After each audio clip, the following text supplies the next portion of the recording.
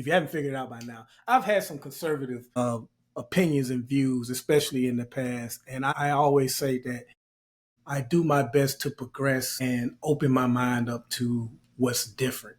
And for a very long time, I was hard on drug dealers. I was like, why would you sell something that you know harms your community? Why would you do something where you got to constantly look over your back? Like, why? And for whatever reason, because other shows have made the same point, but for whatever reason, The Wire, my favorite show of all time, The Wire, season 4, Michael's character, it really showed you beginning, middle, and end on how someone can wind up in that life. And I just had to take a step back and like, there are people that are growing up in some effed up situations. And I need to fall back on how I'm judging. Drug dealing is bad, of course, but how they got there, I can't judge that depending on the situation they grew up in.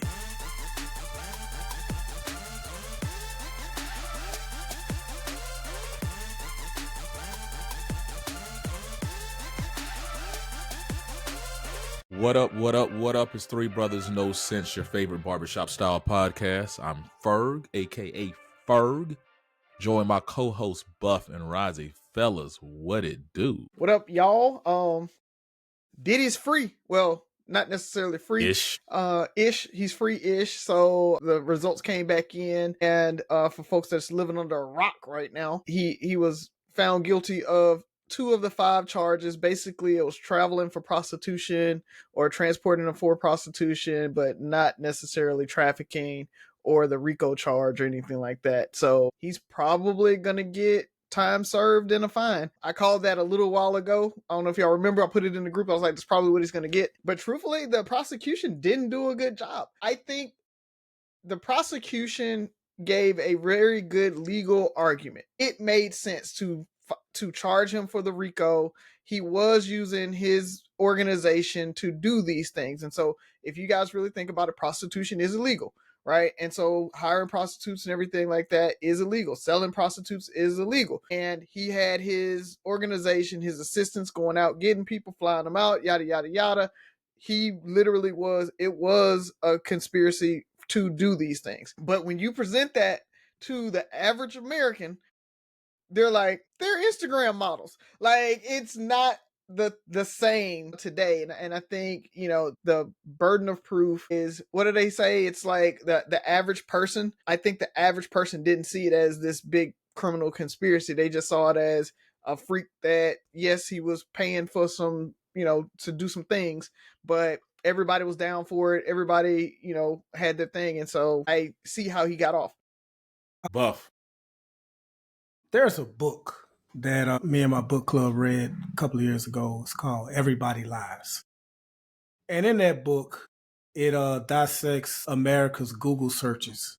And you can tell a lot by individuals and even regions. Like the Southeast region, you see a lot of Google searches for Trump is God and all that kind of stuff like that. In the Northeast, you'll see more liberal stuff. West Coast, more liberal stuff. Mid-America.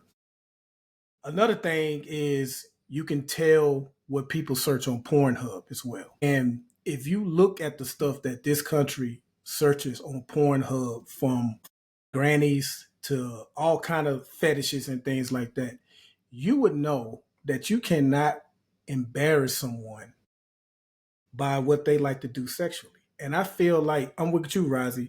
I think the prosecution did a good job of defining what RICO was and everything like that, but they did a terrible job of explaining how he was guilty of. And I felt like they were more focused on trying to embarrass him. I think they had everything to do with that tape getting leaked of him beating on Cassie. I think they played up all the bottles of baby oil that were found and things like that. They were more focused, it seems, on him trying to embarrass him. His kinks versus versus going with the law, because there are credible accusations that he shot someone recently in LA. Why isn't that on trial? Why are we because like you say, Rozzy, to the average American, what he did is equivalent to flying somebody out. So, right. Like, the details may be a little bit worse and things like that, but the normal person is like, he flew people out. He a freak. He flew prostitutes out. They wanted to do it. They took the money. What's the big deal? They don't know their audience. And that's something that the prosecution, I think, really struggled with. They don't know their audience. And like when it comes to sex, man, hey, America is all in. And that's not how you find somebody guilty. I think they should have went after more serious. Not saying that stuff isn't serious, but the things that would hit home and resonate with everyday. We're definitely, and this is probably long overdue, but we're at this point we're morally bankrupt. Like you're not going to, if you just take the trial and everything. One of your favorite things to say recently, Byron, is talk bring back hoe shaming. That's part of it. There's not much someone can do that if it's not a minor. I think that's where we draw the line. That's it. That's pretty much it. Yeah. Because look, we laughed more at the details of this case than we said, oh, man, that's messed up. Like we laughed at the bottles of baby oil. We laughed at all that stuff. No Diddy. I mean, no Diddy became is a common catchphrase. We also have a second term president who talk about it.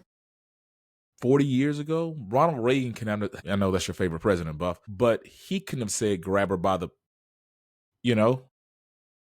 this is America. And until I don't know if our morals are going to, or I don't know, because morals are a sign of the times. Morals are fluid, I guess. They are. And our court system, I don't know if we're ever going to if they're going to be parallel. They're going to parallel each other, because there has to be law. Like what he did is illegal. We can all agree. It was upon the prosecutors to prove that beyond a shadow of a doubt to, like you said, the average American. And that's hard to do. I mean, this is the same Americans that knew R. Kelly was dating minors and did all this stuff for years. And that's between them. It wouldn't be me. So any sexual acts, I don't know. I mean, you talk about that. I don't know if y'all heard, Nia Long just came out and said when she was 16, she was dating a dude that was 30 and her mom knew about it. And so, it's, but none of that's surprising. Morals changing and society changing. I mean, that's kind of what happens, right? But we talk about 1800s, 1700s, a 14-year-old was getting married. They should have waited till a Diddy documentary came out, like R. Kelly. R. Kelly, I think, largely got found guilty after the surviving R. Kelly documentary came out. Then blame your boy, blame 50 Cent. He should have hurried up with the documentary. Yeah, you gotta taint him and then take him to court. Yeah. And shout out to the lawyer. I can't remember his name, but he got him and Young Thug off, right? Yeah. So both of them beat their RICO charges, and they used the same lawyer. So shout out to him. He's doing his big one. I was about to say, I don't think, it seems to me, RICO is not as strong as lawyers think it is. I know it's supposed to be the scariest of them all, and that's what took down a lot of the mafia back in the day. But you have to explain RICO to nearly everyone that you. Well, I think they've expanded, like trying to use it to smaller things, right? Like we said, it's a criminal conspiracy to fly chicks out. Like, you know what I mean? Like you're trying to RICO flying chicks out. Like that is what I think the issue is. RICO was designed for drug lords and mafia members where like, hey, we got him on tape calling in this, or we could not connect the dots where he actually called it in, but we have this picture of him meeting with this guy, and then we do have that guy going out and calling in the hit or doing the hit. And so we can, we're going to give you all of these coincidences that happened of this guy having a meeting and somebody dying, this guy doing something and then drug things happening. It's for the people that never touched the dope, never pulled the trigger, but they run the empire. You can prove that they are in charge of the empire that does have people killed, that does sell dope. And that's how you Yeah. So again, like you said, if they had concentrated on this legitimate murder that, they have ties or, there's speculation about, maybe RICO would have made sense. If you had talked about how he blew up people blew up cars to intimidate people, then maybe you got a chance to say, hey, this is RICO. But I think the other part about it is that there's still conversations about, is prostitution really a big deal? Should we be worried about that, right? Like, I think that's the other part about it. If this had happened in Vegas, then it's not even criminal at that point, right? Other than them flying them across state. But then you talk about trafficking, right? And that's the dangers with prostitution, is illegal trafficking, where you're taking minors, you're taking women, you're taking people and forcing them. And once again, I think all this goes back, if I look at our criminal justice system and our probably the largest trials over the last, call it, decade or so, and the verdicts show the American mindset. It's hard for Americans to paint the villain. Like, we've seen, police shootings, we've seen all these things. At the end of the day, they were like, yeah, this should be an easy case. This should have been an easy case. Honestly. Like, we all know Diddy did something. Like, we know, like, I don't know how to put my finger, like, it's hard for me to put my finger on exactly what is the main thing he should be going to jail, but he should be in jail. We can all agree. It's not hard. I think we're at a point where, even you talk about some of the things he talked about, the sex trafficking and all this stuff, the RICO cases of yesteryear, I feel like there was a stance against crime. I think we're fascinated with criminality. Like, we've normalized it. I mean, our especially in our community, and I just don't want to make it about our community, but we look at mob movies and mob stories and stuff like that. We look at entertainers and all the movies and stuff that kind of glorify criminal activity. Even the fact that I made years ago, when we talk about police movies, where the best police officers or whatever all bend the law, right? So you're the tough on Dirty Harry. When you start looking at these people who have to fight crime, go behind the scenes, Shaft, even people like, he was a private eye, detective, had to bend the law, go behind the scenes, dirty. It's just, I don't know wherever. I don't have faith in our criminal justice system when it comes to trials anymore, because we're so lenient on what's acceptable. Yeah, Diddy is the Teflon John. No. Go ahead. What else you got? How's it going, man? Teflon that counts John? As your joke, by the way. Yes. Wow. Okay. Yes. All right. Same reaction. Only other thing, man. The Senate passed the big beautiful bill. It's even worse than the House, and that says something, that it's even worse. It is as more and more of this bill comes out, it is a horrible, horrible bill. I mean, it's cutting all kind of stuff. When you talk about like cancer research, when you talk about SNAP benefits, when you talk about Medicaid, when you talk about USAID, it is horrible. It is a really, really bad bill. So just wanted to throw that out there, man. And while we're talking about money and everything like that, Trump is withholding funds that goes to states for education. And I just got an email from the state superintendent that, we would have a budget shortfall, and they're trying to figure out what they're going to do for our school. Because you guys know I sit on the school board, and us and all the other schools, how they're going to make up the budget shortfalls for the beginning of the school year, because they were supposed to release those funds July 1st, and they just, like 2 days before, they were like, nope, we're not going to release them. So luckily some states are saying, well, we're just going to withhold federal funds until you guys release it, and then we'll use that money until you figure out what you want to do. So wasn't that the governor of Maine that came out against him? Maine said that. It's a couple of blue states that's doing that. New York is talking about it. California's talking about it now. So they're actually introducing legislation to say that's what they're going to do until he releases everything. They're just going to not send federal funds. How big of a deal is this? It's unprecedented. And so we've got to see, is it going to even, like, what happens from that? Like, I don't even know how you really enforce that, other than holding other funds from them or withholding other funds. But the way that they are trying to, FEMA, like all the federal support that's out there, they're trying to cut anyway. So I don't like the federal government doesn't have a whole lot of leverage to try to force the states to do anything, which is what they want. And they're all about, oh, we're giving it back to the states, we're giving it back to the states, but they don't want it to happen the way that it's happening now. The federal government, because it's Trump run, he wants them to do what he wants them to do. And the states that don't want to do that, they're like, we'll just withhold the money. So we'll see what the courts say about it, but it's definitely unprecedented.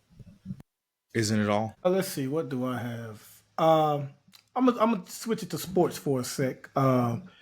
It's just found out, and look, man, we know big businesses. We know how bad, low down, downright evil, if you want to use that word, it can be at times.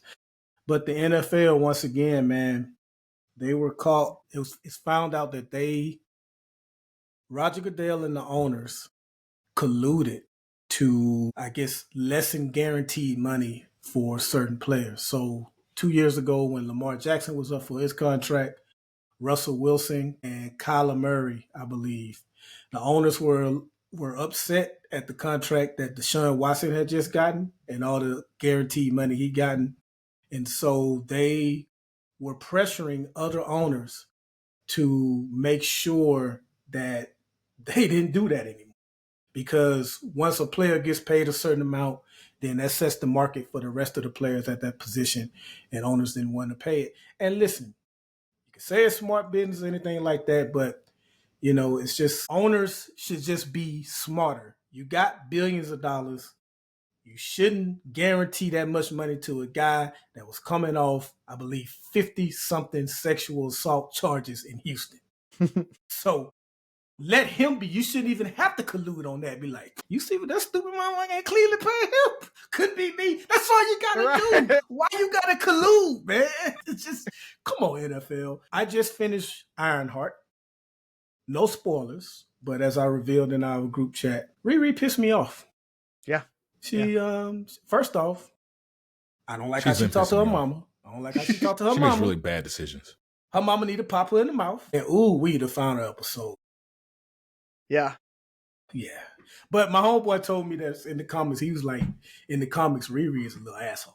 She is. Okay. This character is true to Riri Williams from the comics. She makes really bad decisions. Yeah, she does.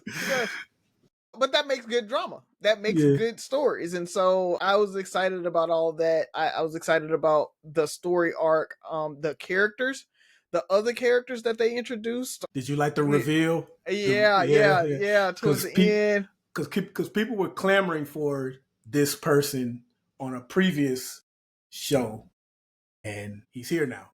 Yeah. So let me ask you this: Is Riri an anti-hero? Like or is that her story? Like is she? Her story is. Did she develop? Her story is she came from the streets, right? Like you got to think her. She just happened to be smart. Right. She was super duper smart, and so it's her story arc is her coming from the street, being super smart, and still wanting to help people. Like everybody was talking about how Iron Man built his suit to save himself, where Riri built her suit to protect other people. There, she's not doing that right now. Well, she's trying. Like that's initially why she wanted. She's doing it because she could. Right, but I mean, ultimately, it's that. And I think towards the end they'll kind of explain it. But I think it's really she's scared of losing people, and she wants to be able to protect them, and that's why she built the suit. There, and you'll see it throughout the entire show. She's really trying to protect people, and that's her arc. Is she's trying to do that, and she's gonna do whatever it takes to get there. Right, so she will, just like the kid from the hood. That's like, yo, in order for me to get here, I gotta rob this bank or this liquor store or whatever. Like those thought processes, I got to do it on my own. And so a lot of her growth comes from her realizing she doesn't have to do it on her own. She can lean on other people, like, and she doesn't have to get it out the mud like so many of these young or YNs feel like they got to always get it out the mud. It's like, lean on people. We can help you. So She's a really compelling character. It's just, I like it because it's a different take. It's not she's the kid of somebody with money, and she's not Batman and Robin where he grew up in this and all that. She's trying to figure it out as she goes. But the other characters are really my favorite, though. I really like the other characters. Well, she's a criminal. That's all I had, because we already touched on Diddy, so I don't like how that sounded. We already spoke about Diddy. We already spoke about Diddy. Really, fellas, this is up y'all alley. It's too much going on. I mean, we haven't talked about Alligator Alcatraz. No, Alligator. That's neither here nor there. I mean, that flooded 2 days after it opened. The Supreme Court ruling from last week.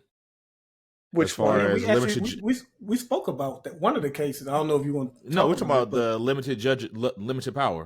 We didn't talk about that, did we? No. But I was going to say the puberty blockers in Tennessee. Yeah, they ruled that is not unconstitutional to block youth from taking puberty. Yeah. So now this one is big because, I mean, a lot of the I guess the relief or safety we've had from Trump and his executive orders have come from federal judges. Like, yeah, you can't do that. And now the ruling now is like, yeah, he can. Except under rare conditions. Well, right. What they said is that they couldn't do nationwide injunctions from a federal court. So it's if you are in an appellate level, and so basically like a regional level or something like that, you can't say, oh, well, you can't do this, and you can't do it all over the country. All you can do is for that case, in that instance, for that state or whatever, he can't do it there. So they can only rule in their jurisdiction. They can't do nationwide injunctions anymore. That's really what it's about. Which they've been doing. They have been doing that, yeah. So which has been slowing him down a lot. And so that does give him a lot of leeway with the birthright citizenship. That's really the one that, did it. That was about to be my second thing, is the birthright. Mm-hmm. Which is, what's the impact on that? It's going to be hard. There are going to be states that do it, certain states that don't, and that's the weird part about it. It's they have to. He's saying that they have to validate that a person is here legally in order to give the person a citizenship. And what's the new, I guess, definitions or terms of being legal based off of his interpretation of birthright? It's you have to actually be a citizen or be here permanent. So you have to have a permanent visa or something like that. So if you're here on a student visa, if you're here on a work visa, if you're here on any of those, that's not considered permanent. And so that means that you aren't here as a citizen. And so that means you don't get birthright. You don't become a citizen. Your child doesn't become a citizen. So if you're here on a student visa and you have a child born in the U.S., they are not a U.S. citizen. So if you're here illegally and you have a child born in the U.S., they're not illegal. They're not a citizen at that point. Has that always been the case? Mm-hmm. So a lot of these people who voted for Trump, who are potentially legal citizens based off of old birthright rules, are potentially not legal citizens now. I mean, he doesn't care. They wouldn't have been. He doesn't care because he got his. But I mean, that's the part. Elections. So my thing is, you were born in here. Your parents were legal. You were born here. You're a legal citizen. You voted in the last election. You voted for Trump. By his new birthright thing, is there any? Are they if you're Hispanic or whatever, I guess everybody's at risk of deportation. Mm-hmm. Is it legal, or is it? Are you still considered legal? With this person who was you're still it's not retroactive or anything like that. It's all it's saying is that there is him trying to denaturalize folks. So I talked about that permanent visa. He's trying to revoke some of those too, and so that's one of the things is I think there's like 7,500 Haitians out there, and he's trying to revoke or denaturalize them. So he tried to revoke their status right now because they are here under asylum. Some terms, asylum. Yeah. So, and since they're here on asylum, he was like, nope, I'm going to take their asylum away. The courts blocked that. They said, no, you can't take their asylum away. You cannot renew it if you want to, but you can't just take it away. They've been granted it. You just got to wait till it's over there. And so the courts blocked it, but he tried to do that. And that lets you know that at the end of it, he's probably not going to renew it. So they probably need to go ahead and start looking for where they're going to go now before he deports them, and then he sends them to a country, because the Supreme Court did say that he can send them to any country. He can do they call it a third country deportation. So he doesn't necessarily have to deport them back to the country that they came from. That is wild, by the way. Yeah. Just throw them in Ecuador, put them in some other country or whatever. I mean, it is like the craziest things that they're allowing to happen. Yeah. So, but going back to the birthright citizenship thing, it's if you are here, if you are a citizen, you're good. It's not gonna be retroactive or anything like that. But anybody who has that gray area citizenship, they've got to prove it, and then it's a toss up there. And the other part about that is, how do you enforce that, right? Is it now that doctors and hospitals, when you're born, you have to be like, well, before I give you a birth certificate, I got to see your papers or whatever? Is it the Social Security office isn't going to do it? Like, at what point? And I guess it's the Social Security office that would do that. And so do you send your papers in with that? Like, the whole process of it, I think, is another part that they've got to figure out. And I'm hoping we can slow play this long enough that we get to the midterms and then something happens there. We just have slow play it. He doesn't need. There's no slow playing.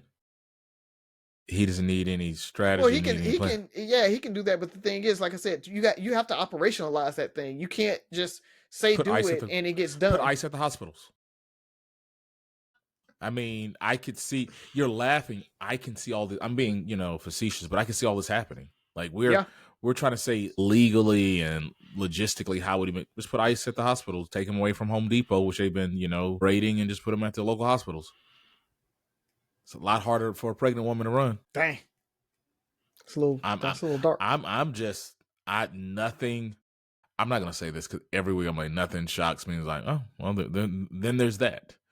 Right. Mm-hmm. So those are my big things. I just really wanted to man, this birthright, this federal judge blocking, it's scary. We're getting closer and closer to martial law. Or, like I said, a dictatorship, or that's really what it comes down to. I say it's authoritarianism. It's authoritarianism. We are slowly becoming North Korea or Russia or, any of those countries. And that's what he wants. That's what folks don't understand. That's literally what he wants. He wants to be able to be the definitive decision maker on anything. And if somebody defies what he wants to be able to deport you or lock you up or withhold federal funds and no support and everything like that. He literally wants to be able to punish anybody who doesn't do what he says. So is this a Trump thing or is it a long-term thing? Based on Project 2025, it's a long-term thing. That's the thing about it, is it's not a Trump thing. Trump is spearheading it. He's on board with it because he's a white nationalist. But ultimately, other white nationalists want this thing to happen as well. I get that, but I'm just saying a lot of the things, he's not the first white nationalist. I think it's a Trump thing for now. I haven't seen anyone else that can wield the type of influence and power. And I think that's where I'm going with that. And he seems to mostly only be able to do it for himself. Like, there are people that he endorsed that will lose elections and things like that. So it's him. So is he, and by he, I mean the powers that be around him, are they setting up to the point where no matter who you insert can wield the same power, because they're eliminating a lot of the checks and balances that we talk about in the system? That's what I mean by it. If you look at a lot of the rulings the Supreme Court is. And so is it pushback? Will it, if something happened to him tomorrow and, could anybody else do what he does? Can anybody else take this 2025? I don't think so. No, Project nobody else could do and execute it. Nobody else could be Trump. I agree there with Buff. I don't think anybody could take this playbook and do what he's doing. But does it die with him? Like you say, it doesn't die with him because they're putting everything in place. But they're putting enough in place. It's the prince mentality, right? Like, usually if you have a really, really strong king, and then the prince behind them comes and gets a little weaker, and then eventually the monarchy gets overthrown. That's generally how it happens, right? Okay. So dynasties die slowly, and I think that's what's going to happen there. It's like he's putting enough in place that he's creating that white nationalist dynasty that can last for another 10 to 15 years. And that's what you'll see is 10 to 15. It's going to take us 10 to 15 years to get back to where we were pre-2020, 2016. And then it'll happen again. Expect people to try to carry his mantle. Look how long they try to carry Reagan's. Like every Republican debate, we heard Reagan's name invoked up until Trump came along. Yep. So he is the new Reagan. Yep. Yeah. I got nothing. I got nothing. I'm just so disappointed with the state that we're in. So, Raji, you gave your joke. Yeah, you did. Okay. And my comment kind of became a question last week, so it's on one of y'all. I'm too pissed off to ask a question. And I'll lighten it up. Okay. So, my boy Roy Wood Jr. from right here in Birmingham, Alabama. You guys know him. I love him as a funny guy. Fam Ewing. Yep, and Fam Ewing. Yep. And so he posted, and it's a valid question, and I just wanted to ask you guys. So he said, relationship question. If you lost your spouse in the Thanos snap, but 5 years later, the Avengers brought them back, but in between that time, you already remarried with 3 kids, spent the life insurance on a failed food truck, do you get back with your old spouse, or do you stay with your new Thanos snap family? That's like a castaway scenario. It's almost a castaway scenario. It's a, you've moved on, but that spouse comes back. Do you get back with the spouse? Do you keep the family? I'm getting back with my spouse simply because the food truck failed. No, she's 5 years. She's 5 years younger. Wow. The shallow me. My wife is gorgeous, man. If she can be frozen in time for 5 years. If I look up, I'm 44 now. I come back, I'm 49, and Z is the exact same person she is today. Ain't nobody touching her anyway. But then, whoever I'm with is probably not going to be younger than her, right? They would have to be 32 today for them to come back and be the same age, right? I'm not dating a 32-year-old. Right? So, I'm going back to my wife. Plus, we've been married so long, what we built over the last, we've been together going on 12 years, 13? No, we've been married 16? for going on 13 years. We've been together. I'm trying to figure out which date I'm using. So we've been together since 2009. So we've been together 16 years. Yeah. Right. 5 years from now, that's a lot of kids in 5 years, and you just meet somebody. There's grief and all that stuff. Mm-hmm. Yeah, man. I mean, yeah. Now I would propose sister wives, right? Hey, like I didn't cheat on you. I mean, we got a good thing going on. I have a kid. I have these kids. I'm an upstanding young man. I want to be a great father. So let's work this out. Plus, I can imagine her going off to be with somebody else because now she's free to be with somebody else who's younger and all this stuff. Now, did they all disappear, or was it like a Thanos snap heaven where she might have been moving somebody else? No, they completely disappeared for those 5 years. I just want to make sure she went out here living her best life. Hot girl Thanos snap. Nah. So what's that, you, Buff?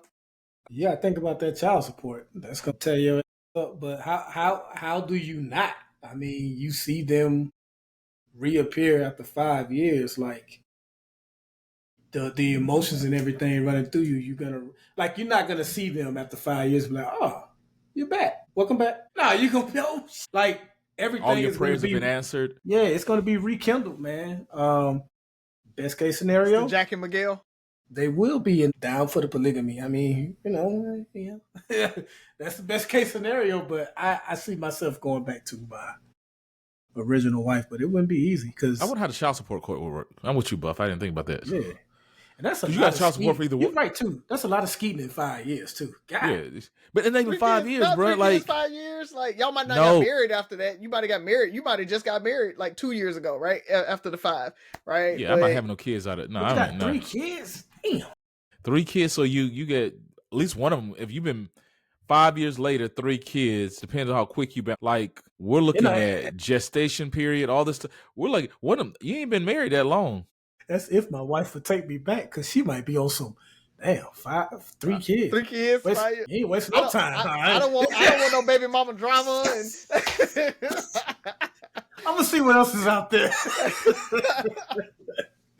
And then you know my rules still applies. These was grief babies. She got to take me back, or you know my rule. Everybody got to die. Everybody got to die. That's not fair. Because y'all technically still married, right? Yeah, we take, you know. She's married. She's married, not me. Yeah. I would. The thing is, I don't think I would go back. And the grief that you guys are talking about, the ability to move on, to say that I'm back in this relationship, I'm happily married again, I've got these kids, I've got this new family. The only thing I could think of is like a polygamy, like, hey, you come back in, come on in, and we're all going to be one big happy family. But I don't think that I could go back to that. Like that 5 years that's a big deal for those 5 years to move beyond that. And yes, you're going to be like, oh my God, I'm so happy to see you again. But it's difficult. It's hard to kind of get that back and rekindle that and get those feelings back and all of that. I don't know. I don't think I would go back. I think I would stay with the new family. Yeah, I mean, we got to be honest. The elephant in the room, like, you're closer to this than any of us, right? Let's, So yeah. So I think we wouldn't be doing our show justice if we didn't acknowledge that, right? So I would take your word for it, but for me, I can only imagine crying and praying that if I had one more chance, and then also you have this chance, it's kind of like she did nothing wrong. It wouldn't be easy. I'm just, my answer was very shallow, right? Like, the world has changed so much in 5 years. I think about, we're 5 years removed from 2020. Yeah. Right. Yeah. So, yeah, like, I didn't think about that. Like, we're literally 5 years removed. Like, yeah, this is what I'm saying. Like, yeah, she came back. What would I do? And it's like, I don't know. It's hard. Yeah. I mean, there would be a lot of therapy involved. It would be on everybody's part. I got you taking them back, Rozzy. You do? I got you going back, bro. I do. Yeah. I mean, because it's just that it's almost like you get a reset at life. You get a second chance at life where, because for me, I have this vision of life playing with me and Z and our kids, and I can only imagine if something disrupted that. Hey, I'm gonna say this though. On the flip side, if I got snapped away and Tabitha got skeeted in 3 times with 3 kids in 5 years, I'm not coming back. I'm not coming back. Oh, have fun with your family. What's understood? What's understood doesn't have to be said. Yeah, I thought we all knew that.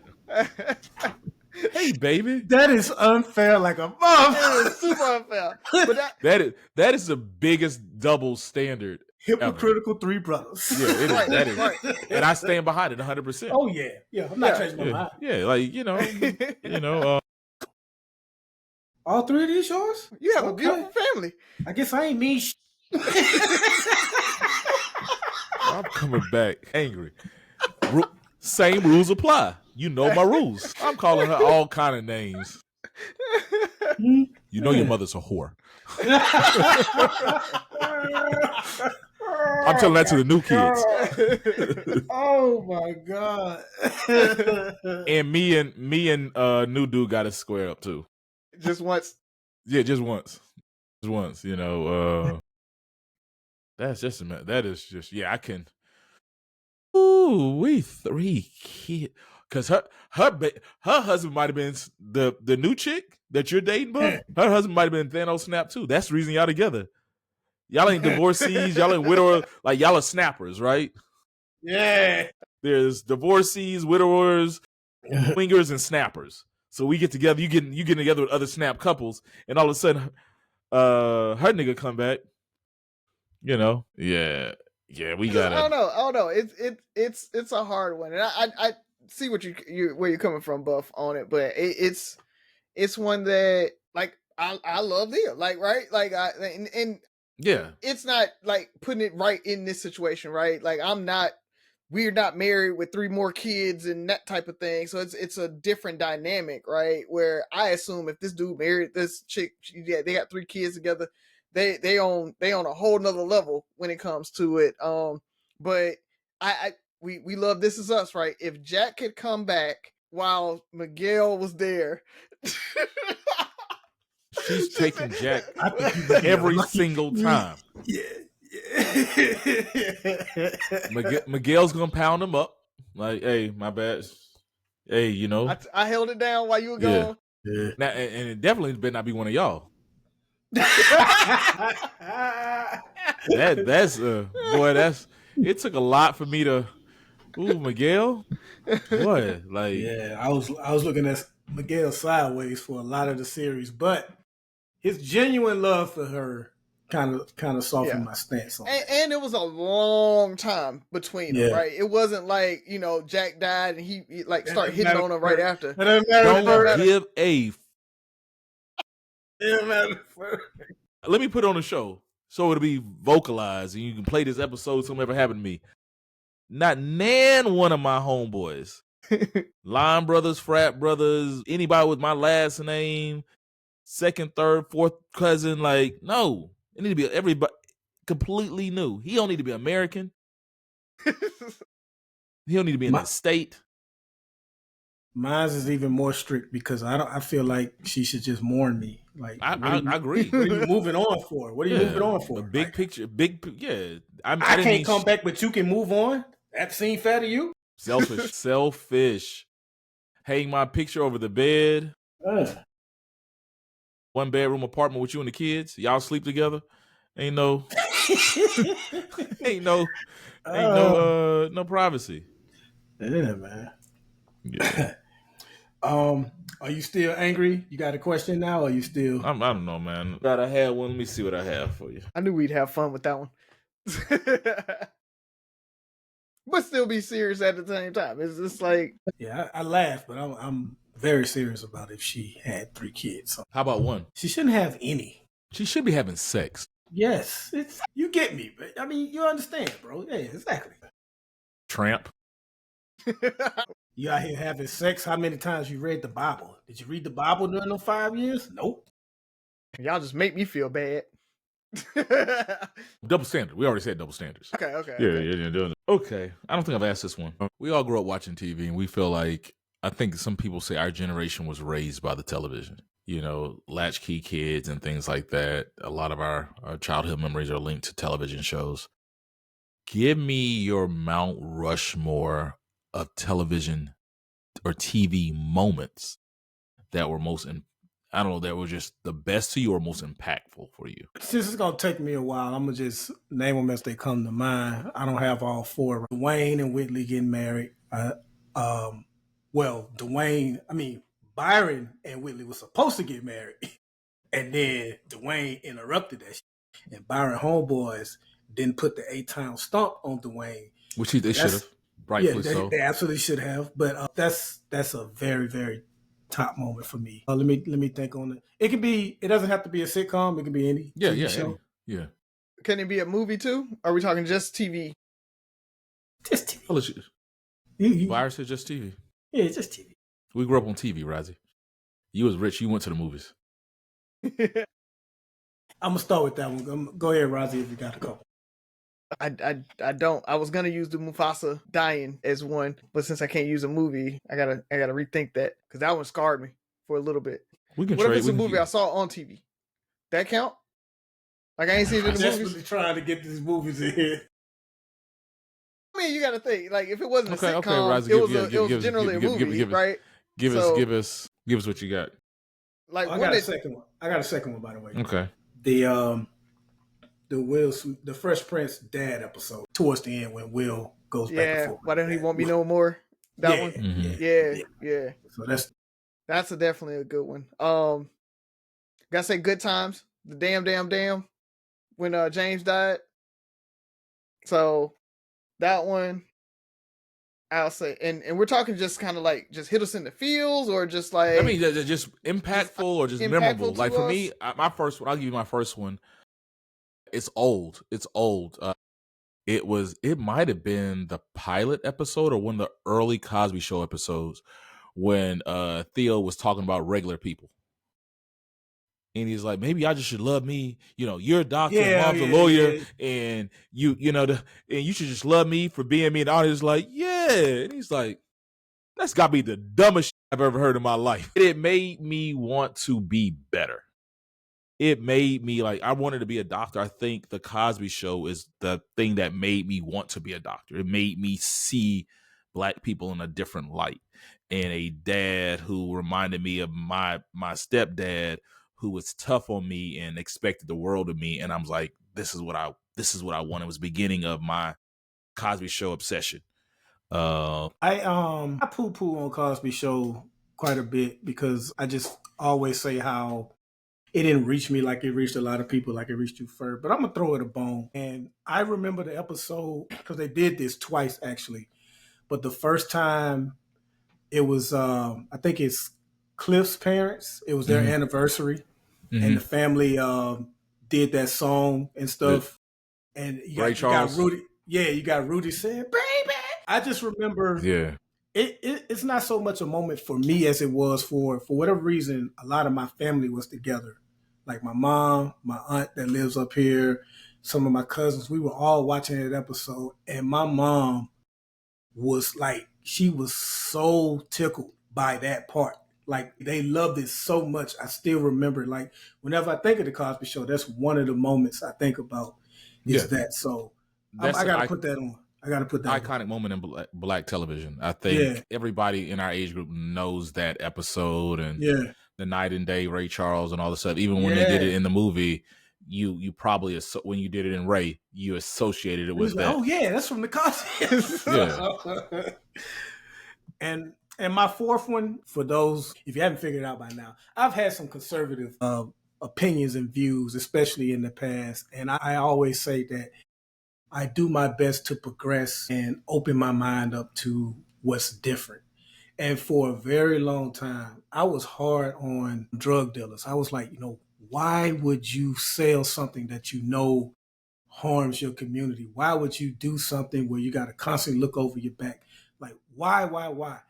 And for whatever reason, because other shows have made the same point, but for whatever reason, The Wire, my favorite show of all time, The Wire, season 4, Michael's character, it really showed you beginning, middle, and end on how someone can wind up in that life.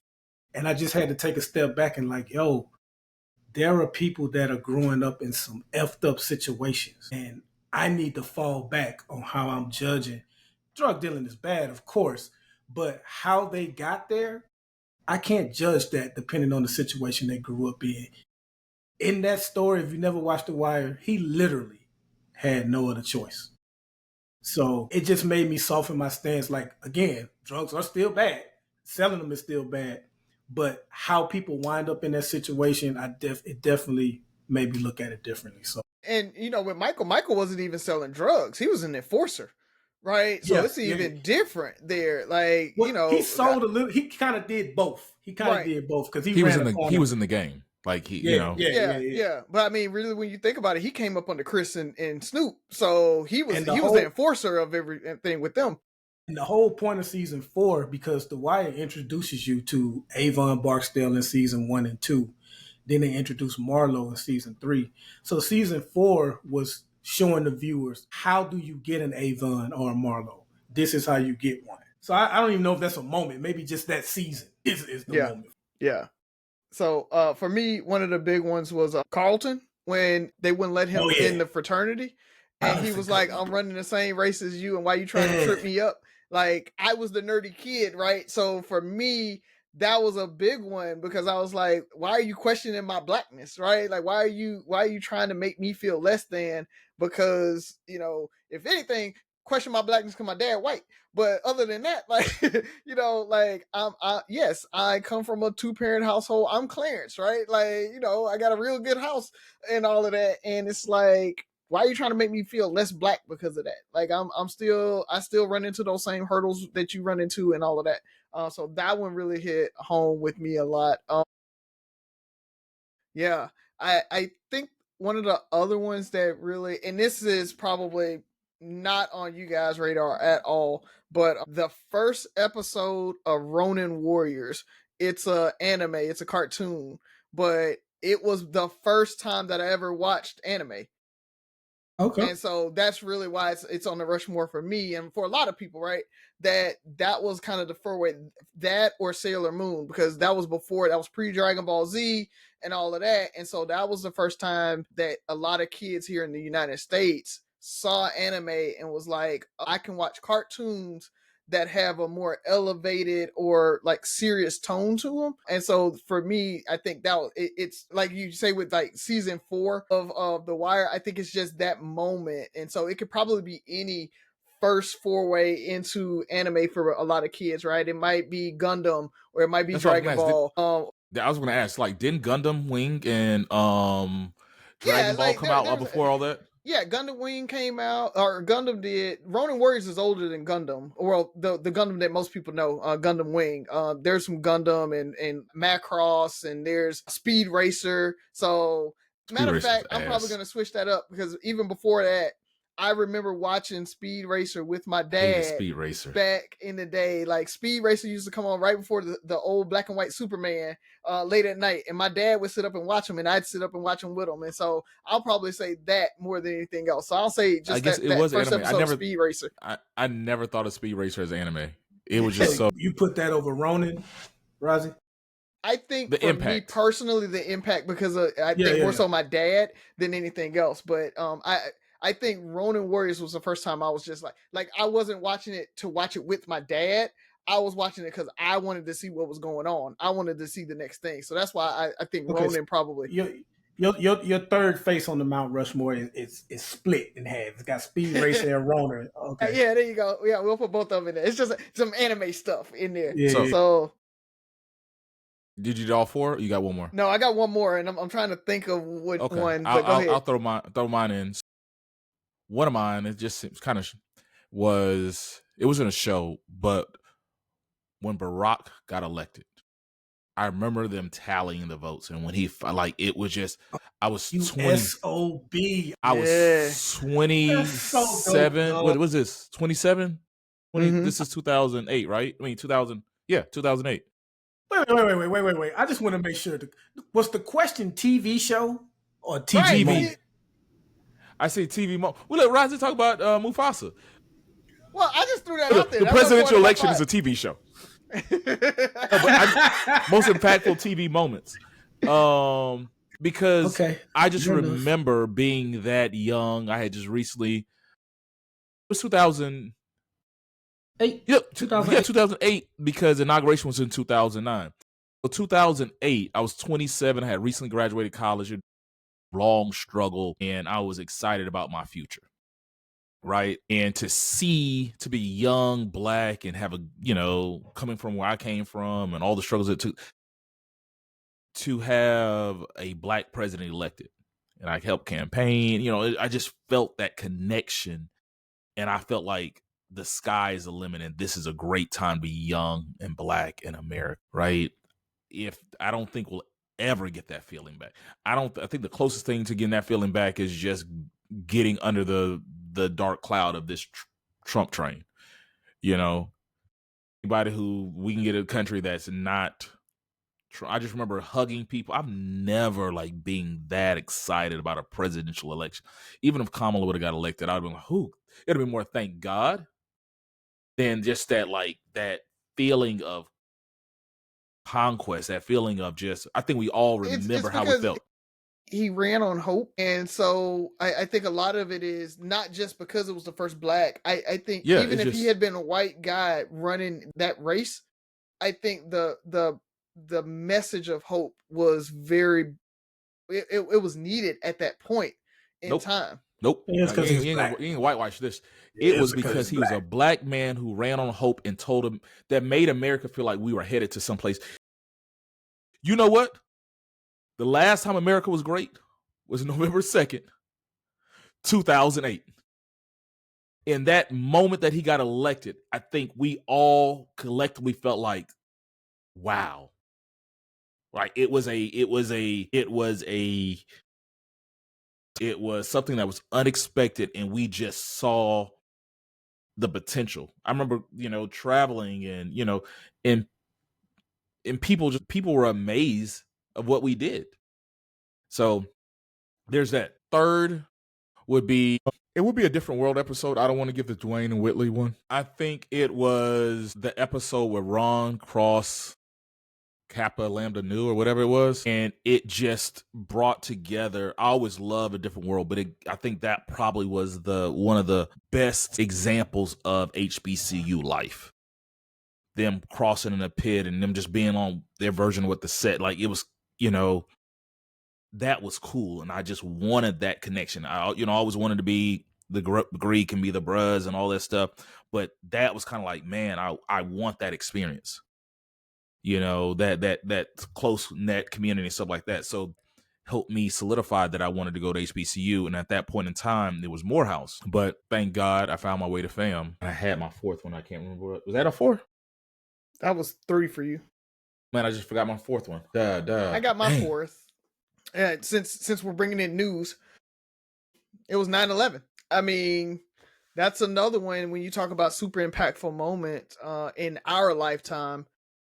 9/11, seeing, I've got family in Jersey. I've got family that go into New York to work, right? I not knowing where they were, that type of thing. Calling you, Ferg, right? Like, we're going to war. So I think that one was a super impactful moment if we're talking about news there. But if we don't want to use news, if we want to just talk about shows there, I think the Martin episode where he had the dog there. The CD player episode. Yeah. And I love that episode. And it was one of those episodes you could play over and over again because it was just so funny and it was fun but serious at the same time. And like, I just enjoyed it. And so it's one of kind of my best TV moments because I feel like that's one of the funniest episodes in Martin and probably in sitcom era or in that sitcom era. So I'll throw that on there too. We're gonna have to. Well, first off, let's all relive this. And CNN can now project that Barack Obama, 47 years old, will become the president-elect of the United States. We project he now has enough electoral votes.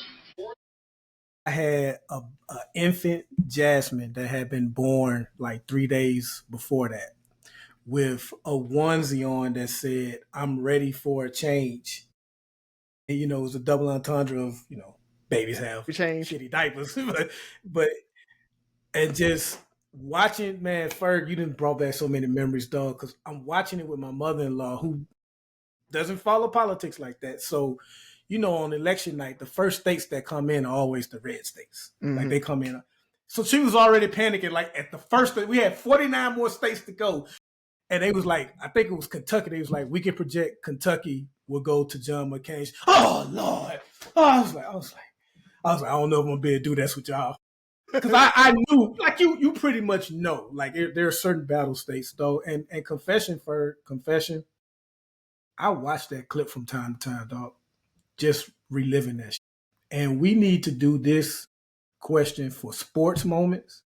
And we need to do a news moments because when Rozzy talked about 9/11 and you talked about this, those beat any damn sitcom I watch, especially Obama's election, man, because it's like you felt like he was going to win it, but as a black person in this country, you was like, America was how are they going to take this away from us? How are they going to take it away from us? And so you just needed, like, I play that clip because I needed a news outlet to make it official. I didn't care what the electoral numbers. Like, I think 270 had already been shown on the screen, but I needed to hear that shit, though, bro. So, but man. Go ahead. I'm sorry. No, you're good. I'm trying to think of my last one. I had it. I should have wrote it down. And it was grimy, too, I felt. It was grimy? Or grimier. The other mine, all mine are like inspirational or something like that. Yeah. It was what shows did you say, Razzie? You talked about Martin, you talked about Speed Racer, Good Times, Speed Racer, and then Fresh Prince running the race. Well, I can't think of my last one, so I'm gonna go with one. This was one I was gonna just say an honorable mention, and it completely. No, I'll go with this one. It's another news, but it was the Trayvon Martin case. When a verdict came back, TMZ were fairly newly married. We were wanting to conceive and have a child. And anybody knew me, I always wanted a son first. And after that verdict came back, it just changed my thoughts, because like, I'm not ready to bring a son into this world. I can't protect him, and the world shows me that they don't care. And so I was like, give me a daughter. You know, like, that was the first time I really wanted a girl, just because I'm like, this is how they feel about our black boys, and I'm not ready. I want kids, but I'm not ready to bring this young black male into this world, because they just showed us another one of those cases. We're talking about the moral thing, where we just all felt like, yeah, they have to convict this dude. And so that was another one. I hated it. It was a news story, and I think it is a complete opposite of the feeling I felt for Barack's election. But that it was devastating to me. I want to say we were all at my house, my old house, and my nieces were over and my family was over, and I just felt, it's like, man, the world will protect girls more. Little did I know. But those are my 4 impactful moments, and because I think they all affected the way I looked at the world. So I think those are good for Razi and his 4.5. So, all right, fellas, go ahead and close it on out. I just want to shout out to Detroit and Birmingham. The biggest thing that they have seen huge drops in their violent crime rates. Detroit, I think, saw like a 50% drop year over year in their violent crime rates. Birmingham has had like a 37-38% drop in violent crime rates, mainly because they found like 1 or 2 dudes that had been doing all the killing and was able to get them off the streets. But either way it goes, they had a huge push for it wasn't about increasing police presence and all of that stuff. They did a little bit of that, but it more so was about investing in the communities and letting kids have somewhere to go, having outlets, right? All of that, I think, is what caused them to be able to lower these violent crime rates. And so I just want to shout them out, and just listeners out there, if you're in a city and you feel like, you guys need to do something, look at Detroit, look at Birmingham, look at what's happening and what they're doing, and try to emulate that, because they're doing a really good job. And the other side of that is we did have a young man get shot in the back by Homewood police over the last couple of days. And so they're saying that they're not releasing the footage or anything like that. And so I want to just, let all our folks know to stay calm. I think the state is coming in and they are doing a pretty good job of investigating and trying to make sure what's happening. And I think they're not releasing the footage because they are probably going to they're thinking about bringing charges up on the officer. So, just stay calm, jump into the conspiracies and anything like that. But I'll report back on it and let you guys know what happens with it. But so it's some good and bad going on at the same time here in Birmingham, or in the Birmingham surrounding areas. Man, there's a good chance I'm going to go back and watch all 3 of our 4 choices at some point, man. It was some good TV moments. Informative stuff from you, Razi, as well, on what's going on down there. I just want to let the people know that there are 24 hours in a day. And so 3 days total 72 hours. And in 72 hours, I worked 51 of them from Saturday to Monday. And so I know I've been big on this, chastising people for saying the Dems need to fight. And Dems do need to fight. I just want to let you know they are fighting. That was them fighting. That bill could have been passed a lot sooner than the amount of time it took. And I was there for a whole lot of it, from them making the clerk read the entire 900 plus page bill, which turned out to be 1,000 page plus bill, because they had to offer a Republican member a sweetheart deal in order to get her to vote for it. And that added more pages to the bill. And the clerk had to read all of that, which took nearly 15 hours. 15 hours of someone reading a bill on the Senate floor. We were in session for all of that. And then on top of that, if I'm not mistaken, they broke a record for number of amendments. The record was 45. I think they surpassed that. Dems are fighting. Here's what I'll say, though. How hard should they have to fight when blatant was said was going to be done if elected? If a certain individual was elected, they told you what they were going to do. You know your situation. You know if you have loved ones that are in jeopardy of being deported, that are in jeopardy of losing their health care because they're on Medicaid, that are in jeopardy of not getting certain educational or nutritional needs because that would be cut. You know those things. I shouldn't have to fight to get your vote if you know if a certain individual is elected, your ass might starve. Why the hell do I need to fight to get your vote when it's between food on your kitchen table and possibly starving? When it's between your loved ones getting sent, as we talked about earlier in the show, not even to their home country, to any country. When it comes to them being locked up while they're at work, they're not even one of the so-called criminals that we were told they would go after. They holding down a regular 9 to 5. Why the Dems got to fight for your vote on that? It's some shit the Dems shouldn't have to fight for. Y'all just need to stop being fucking stupid. That would go a long ways. Instead of whining about how the Dems need to fight, stop being stupid and stop letting your friends be stupid. So I just wanted to put that out there. And also, I see that Flint has now replaced nearly 11,000 pipes. So Flint, I believe, has clean water now. That's some good news. And last but not least, man, it's summertime. Three Brothers No Sense. Get you some merch. We got sleeveless tees. We got regular tees. We got tank tops, hats, whatever you need. We got it. Check us out and check us out on all the social media platforms. Make sure you subscribe to us as well. That's all I got. Okay. All right, I'm gonna make this quick. Angel Reese has apparently been balling lately. I haven't watched any NBA games. Player of the Week. Yeah, so she's had a 4 to 5 game run. I know the 4 games she's had double doubles, which is just phenomenal, and she's been really honing her skill and just been balling out. Yeah. And I like how she called out her last, she had 13 rebounds and only 4 of them were even offensive rebounds. So she made sure to call that out and say they weren't me bounds. So she's kind of leaning into that and kind of calling people out that are trying to by kind the of way, unhand. She's selling me bound shirts that the proceeds will go to charity. I think she just needs to, unfortunately, it sounds, you can take it how you want. She's in sports, she's an athlete. Don't respond. She engages too much, and it's annoying. She engages, but that's what keeps her in the news cycle. That's the thing. Like you got to understand, it's entertainment too. It's not just sports. It's not. I'm not talking about her. That I don't want to. Yeah, let me give my credit to what she's doing. Go ahead. My bad. I'm not defending her character or whatever. Now that she's a bad person, she's young and she handles things her way, and this is a new generation and all this stuff. She has been balling out. She was elected to the All-Star team, but she was quote unquote snubbed as a starter.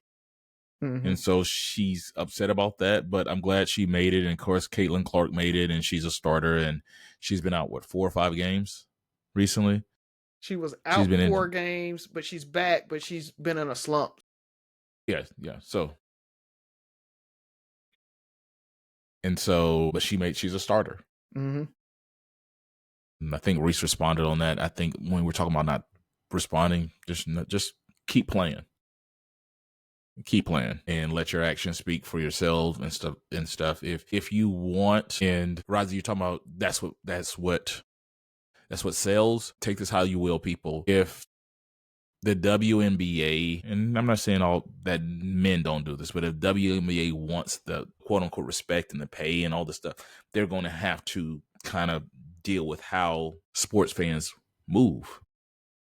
Right? It's shut up and play. On this, right? I know that's a when we're talking about politics and stuff like that, but the bickering or the chattiness or that's not how I like my athletes. Now, being arrogant, like if you talking your stuff on the court, you handing it between the lines, whatever, that's different. I like aggression on the court. I like aggression on the field, but the social media posts, I do respect the me bounds and purchasing that and copyrighting that. Great move. Copyright me bounds and don't say anything. Mm-hmm. Just like that to me, that's cold. I'm with you. The fact that you're like, I had 15 boards and only 4 of them were me bounds. Come on. Yeah. I had 15 boards. You know, how do you feel about it? Hey, if they don't want me to me bound, then get it from me. In a discussion. That's it. Right? Like, that's it. Like, okay, I can respect that. You know, I might suck at shooting, but y'all, they suck at rebounding. You know, that's the narrative. Like, that's the thing. Stop me. Mm-hmm. So, you know, that's my whole thing. But I do want to commend her. She's been balling out. I think she had 24 points last night, something ridiculous. And so she's in the lab. I think she's doing her work. She's feeling herself, and it's a crazy because Caitlin Clark, like you said, is in a slump right now. So it magnifies her success. Ride that wave. Continue doing your thing, young lady. I hope the best for you. I hope you get somebody who can guide you, you know, as you want. Unless that's who you want to be, right? But if that's who you want to be, or this is the image you want to portray, you can't kind of maneuver. You know, it is what it is. So, with that being said, 3 Brothers No Sense, 6 Rules of Podcast. Happy 4th. Yeah, never mind. Happy 4th, 6 Rules of Podcast. Listen, like, share, subscribe, comment, and most importantly, listen again. Talk to you next week.